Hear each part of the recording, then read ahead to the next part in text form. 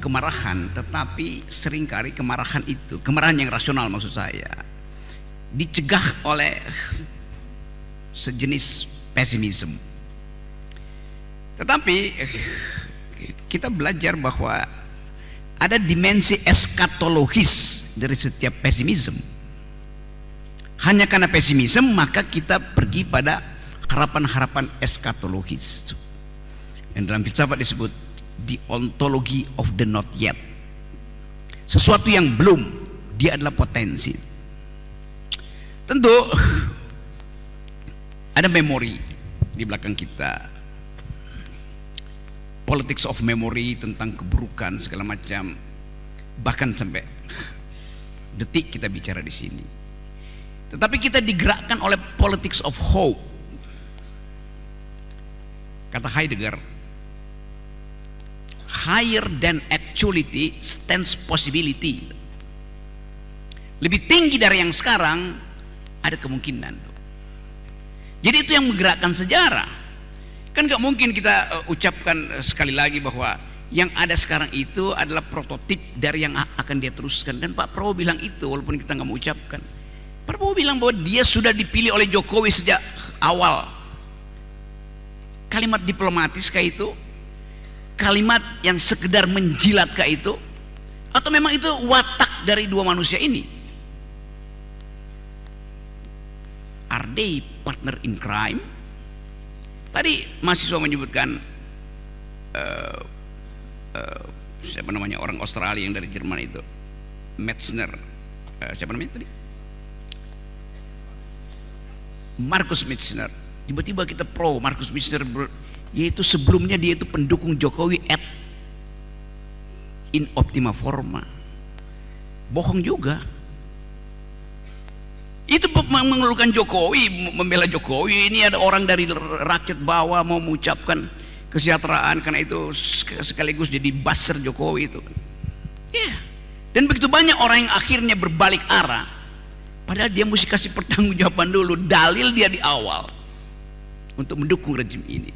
Dari awal saya kasih poin negatif pada Jokowi. Dibujuk-bujuk saya bilang, saya punya bukan intuisi tapi I'm doing guesstimation. Saya menduga dan mengukur sekaligus guesstimation bahwa Jokowi ini akan menjebakkan kita. Saya bertengkar dengan teman-teman saya yang masuk KSP, masuk istana tuh. Mereka bertaruh rok. Kita bisa. Nggak bisa, kalian itu bukan Jokowi yang saya salahin, mereka yang membela. Saya bilang kalian nggak punya kapasitas untuk bahkan menatap mata mantan-mantan jenderal Orde Baru di istana, Teten Mas Duki, Soekardi Rinaki, Romo Beni segala macam, bertengkar, Emi Hafiz, dan menganggap saya mempromosikan filsafat liberalisme at all cost. Saya bilang enggak. Kita tahu bahwa demokrasi kita terhalang karena kita tidak tuntas memilih istilah. Waktu kita mulai reformasi, seluruh mahasiswa di Jakarta itu memakai dalil harus ada perubahan kualitatif. Artinya revolusi, bukan perubahan kuantitatif yang kemudian akhirnya kita pakai itu reformasi, atau bahkan terakhir dipakai istilah restorasi itu. Jadi di kepala kita dari awal kita ingin ada perubahan kimia, bukan sekedar perubahan fisika tuh. Perubahan kimia dari rejim yang otoritarian pergi pada rejim yang demokratis kan.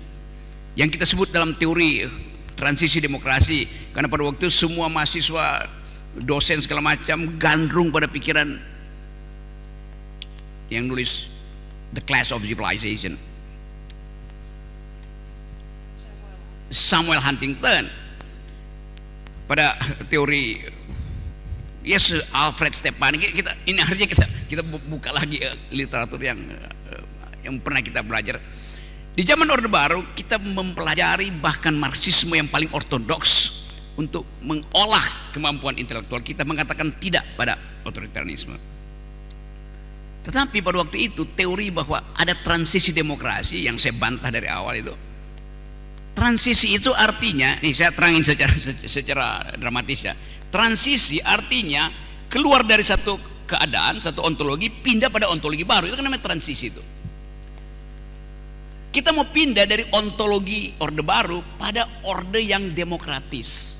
Maka ada dua langkah: keluar dari rumah Orde Baru, masuk ke rumah demokrasi. Yang terjadi sampai sekarang, kita baru keluar dari rumah Orde Baru, belum masuk ke rumah demokrasi. Kan musik jelas di dalam pikiran kita, baru keluar dari rumah dan bahkan takut nyebrang ke rumah demokrasi karena ada sprindik dipegang oleh Jokowi, karena ada oligarki yang menyodorkan BLT segala macam kan. Jadi secara mental kita baru keluar dari rumah Orde Baru, bahkan masih di halaman Orde Baru, dan gagal menyeberang ke rumah demokrasi karena takut akan ada masalah dengan istilah revolusi misalnya. Sebagai istilah aja dia sudah mencekam. Sekarang mana lebih bahaya, istilah revolusi atau istilah ITE? Anda nyebrang, Anda kena ITE, undang-undang yang menghalangi kita untuk mengucapkan sesuatu secara jujur. Saya kasih ilustrasi supaya ada sedikit pengalaman histori. Saya hobinya naik gunung. Satu waktu saya mau naik gunung Pangrango di Jawa Barat. Jalan, seorang petani yang kemudian saya tahu adalah kepala desa di situ. Pak Rocky, udah lama gak ketemu. Ya, ini sekarang saya mau jalan ke atas. Ada soal Pak Rocky. Kenapa? Minggu lalu lahan tempat petani-petani ini di Cimacan di Jawa Barat itu bertanam kentang, wortel, jagung sedikit, sama apa namanya itu, tauge itu. Dia bilang begini, Pak, minggu lalu orang datang dan taruh di situ spanduk, ini adalah kawasan proyek strategis presiden.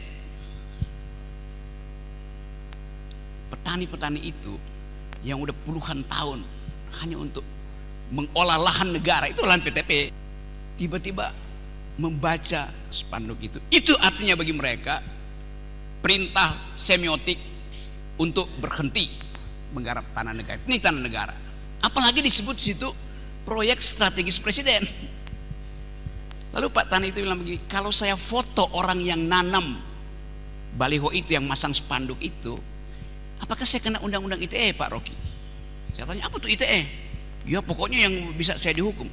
Ini petani nggak ngerti apa itu ITE, tetapi istilah ITE, formula ITE itu dibenamkan oleh rejim ini pada publik untuk jangan bicara. Bagi dia, kalau dia foto itu, dia upload, dia bisa dituduh balik oleh si pemasang patok itu sebagai mencemarkan nama baik. Jadi hegemoni itu bekerja bahkan dari hal yang paling sublim. ITE, undang-undang tentang transaksi elektronik, yang sebetulnya dipakai dulu untuk menangkap money laundering, memakai fasilitas internet. Sekarang dipakai untuk menangkap petani. Bayangin absurditas itu coba. Petaninya gemetar tanya sama saya. Jadi Anda lihat bagaimana hegemoni itu dipraktekkan, bahkan dengan dalil yang sangat konyol. Ini adalah industri strategis presiden, maka jangan ganggu, artinya tuh. 2 minggu lalu kawasan elit di Pantai Indah Kapuk dinyatakan sebagai kawasan industri strategis presiden. Orang nggak boleh masuk di situ lagi. Padahal itu adalah milik dari oligarki swasta, ada urusan apa dengan negara tuh? Baru kita mulai pelajari bahwa oh ternyata pemilik itu juga adalah investor di IKN, tuker tambah,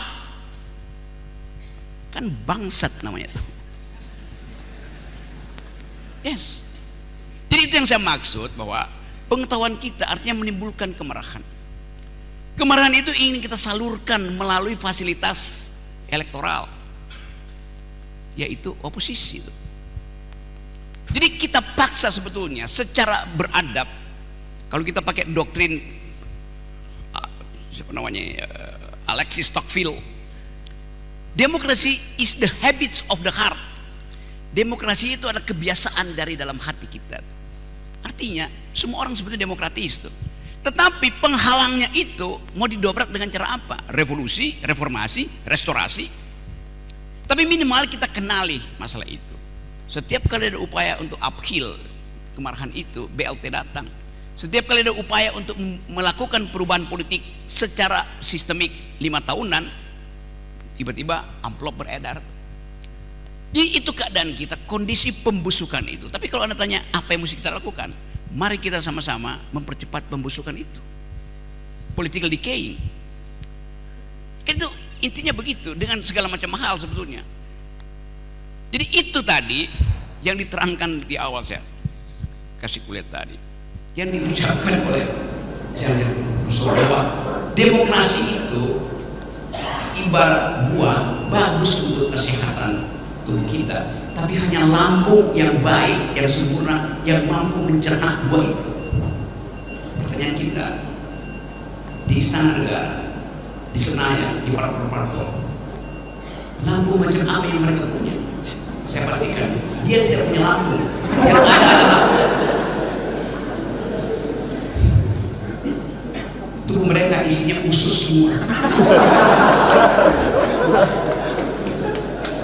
Dari mulut sampai ke rektum sama fisiologinya. Jadi lambung itu untuk mencerna, usus itu tempat pembuangan. Jadi saya cuma mau merumuskan itu sebagai sesuatu yang betul-betul menjijikkan. Tapi oke, saya kasih tadi bahwa higher than actually is possibility. Satu energi eskatologi, satu energi secara imperatif untuk membebaskan seluruh manusia. Nah, kalau momentum itu tiba, kita sebut persiapan intelektual kita katakan kami punya cukup persiapan konseptual, persiapan intelektual untuk membuat kembali Indonesia bercahaya. Pertanyaan yang sama bisa kita ajukan secara imajinatif. Apakah Rasul Paulus mengklaim dirinya dipersiapkan oleh Yesus?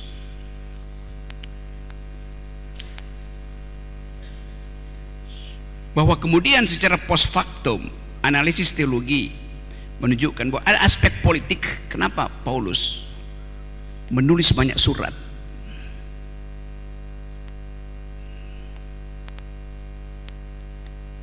Kan ini keadaan kita hari ini, kita membayangkan apa yang salah di dalam teks proklamasi, yang salah di dalam teks konstitusi, sehingga untuk membaca kitab suci sekuler kita gagal. Konstitusi ada kitab suci sekuler kita. Jadi coba kita bikin semacam reductio ad Paulusum. Reductio itu dari kata reductio ad absurdum. Reductio ad Paulusum, bahwa orang yang mengikuti Paulus dengan sendirinya mengikuti Yesus. Itu kan reduksi juga sebetulnya kan. Saya pakai radikal hermeneutics misalnya untuk membaca itu. Sebagai juga problem, siapa mau menulis disertasi soal-soal semacam itu di dalam kaitan dengan teologi politik Indonesia hari ini. Seorang pemikir Jerman, Carl Schmitt, yang adalah pendukung setia Hitler, bukunya teologi politik. Saya senang ada dua Karl yang sering saya baca berulang kali. Satu ada Karl Jasper, seorang psikoanalis. Tadi Karl Jasper yang mengucapkan bahwa democracy is the government of reason through the government by the people itu. Tapi juga ada Karl, jadi bayangin, satu Karl tadi di Jerman menginginkan ada terobosan di dalam upaya untuk memuliakan akal sebagai fondasi dari demokrasi. Karl Jasper, sehingga di Heidelberg ada Jasper Society, itu penandanya adalah orang-orang tua di situ habis diinisiasi, dipelonco itu, diberi tanda di jidatnya itu, dicoak pakai pedang, itu penanda bahwa dia adalah bagian dari masyarakat Karl Jasper. Ada jalan Jasper Straat. Tapi tapi ada Karl yang lain tadi, yaitu Carl Schmitt, yang mendalilkan bahwa politik itu hanya disebut kejujuran kalau kita secara konkret menunjuk musuh itu, bukan secara abstrak. Jadi siapa musuh kita hari ini? Kita abstrakkan sistem oligarki. Bahkan tentang institusi kita mesti tunjuk apa isi dari oligarki itu tuh. Transaksi, siapa yang bertransaksi di situ? Kan pertanyaan bisa kita kejar kan? Supaya kita tidak mengabstrakkan masalah bahwa oke, akan ada semacam wisdom turun ke bumi kita, lalu kita pergi tanya pada Pandora, ini Isdal, apakah di kotakmu itu masih ada hope, sehingga kalau semua kejahatan keluar dari kotak Pandora itu, hope remains, harapan masih ada di situ. Jadi permainan narasi di kita sebetulnya juga secara tidak sadar kita dibujuk untuk menerima narasi yang abstrak terhadap tentang politik gitu. Karena itu tadi Romo bertanya, boleh nggak kita berantakkan dulu negeri ini? Ya boleh aja. Dan demi itu mestinya kita tuntun radical break di situ. Negeri ini terlalu besar. Bahkan saking besarnya Jawa nanti akan ditambah lagi 10 provinsi itu. Jadi 15 provinsi itu. Saking besarnya kabinet sekarang akan dibikin dari 37 jadi 41, tambah lagi Pak. Padahal kita mesti lebih efisien. Bikin aja di negara bagian Flores, negara bagian Jawa, negara bagian Sulawesi. Kenapa kita takut? Nanti ini bubar negara ini. Gak akan bubar negara itu kalau efisiensi dikelola dengan jujur pada negara bagian. Jerman gak pernah bubar, Amerika gak pernah bubar. Coba kita bayangkan misalnya dari lelaki dari Lembah Romo ini, para lelaki dari Lembah Romo ini mendalilkan sesuatu yang akan jadi public opinion alternatif. Kita bikin Indonesia ini negara persemakmuran, pakai kata persemakmuran, diikat dengan kesepakatan bahwa kita dari awal memang majemuk, nggak bisa dipaksakan itu. Jadi dasar itu yang bisa kita sodorkan untuk mengganggu formal atau official narasi yang ada di parlemen waktu di sana. Takut untuk berbeda, artinya bersatu terus. Lo dari awal ontologi kita adalah perbedaan. Kan enak betul kan? Tetap negara ini adalah persemakmuran Indonesia. Diatur secara otonom kan. Itu intinya tuh. Jadi sekali lagi kalau ditanya kan semuanya agak pesimis, apa dasarnya? Mulailah dengan tadi higher than actuality stands possibility. Kita olah posibilitas itu tuh, supaya ada narasi tandingan di negeri ini. Jadi jangan narasi itu dikit-dikit persatuan. Apa artinya persatuan? Di dalam persatuan bahkan mesti ada cross cutting loyalties, overlapping consensus. Ini nggak ada. Jadi bersatu demi apa? Lama-lama persatuan itu jadi dasding ansih gitu, menggeletak begitu aja tuh, tanpa disentuh oleh kesadaran. Kan itu yang memungkinkan kita tadi, betul, saya merasa nausai, muak dengan keadaan, dan semuanya orang yang makin muak melihat keadaan semacam ini kan. Jadi sekali lagi mumpung saya ada di sebuah institusi yang dididik dari awal untuk questioning, mempersoalkan, mempertanyakan. Jadi kita radikalkan pertanyaan itu sampai pada akhirnya kita usulkan satu proposal alternatif itu. Hanya dengan mengganggu narasi resmi kita bisa ucapkan keinginan kita. Saya kira itu soalnya, dan anggap aja ini semacam intellectual discourse, upaya untuk menyelesaikan paradigm, konflik paradigma di kepala kita. Nanti bahaya, nanti segala macam hal tumbuh di situ. Tetapi kalau kita katakan kami akan mengajukan satu radical ideas berbasis pada pengetahuan sejarah Indonesia, berbasis pada pengetahuan sejarah dunia tuh. Seringkali dianggap Indonesia unik. Indonesia nggak punya sejarah. Sejarah Indonesia bagian dari sejarah dunia. Kalau nggak ada perang Pasifik kita nggak merdeka. Kalau nggak ada ketegangan perang dingin, negeri ini jatuh jadi komunis misalnya tuh. Kalau tidak ada krisis moneter yang diprovokasi oleh pemain financial market di barat, nggak ada reformasi. Jadi kita mesti lihat bagian dari sejarah kita. Sejarah kita hanyalah bagian dari sejarah dunia. Kita bayangin ada rohnya Hegel lagi mondar-mandir di atas kita. Supaya dia jangan jadi absolut, biarkan dia tumbuh di dalam upaya untuk menghasilkan kembali narasi kemanusiaan. Jadi metodologi di sini, kalau kita capek untuk membaca secara letterlek Pancasila, letterlek, pakai aja hermeneutic of suspicion. Dengan dugaan kuat kita bisa mengucapkan kembali dalil baru kan. Tetapi tentu dengan kematangan intelektual. Itu bedanya apa yang saya bicara di sini, kita bisa dengan apa yang dipercakapkan, yang sekarang lagi dipercakapkan di Jakarta, bagaimana menyusun kabinet dan ditaruh aja orang-orang di situ kan. Coba separuh kabinet Pak Prabowo bilang, Pak Prabowo datang ke sini dan dia dengar ini, berantakan semua kabinet yang dia lagi bayangkan.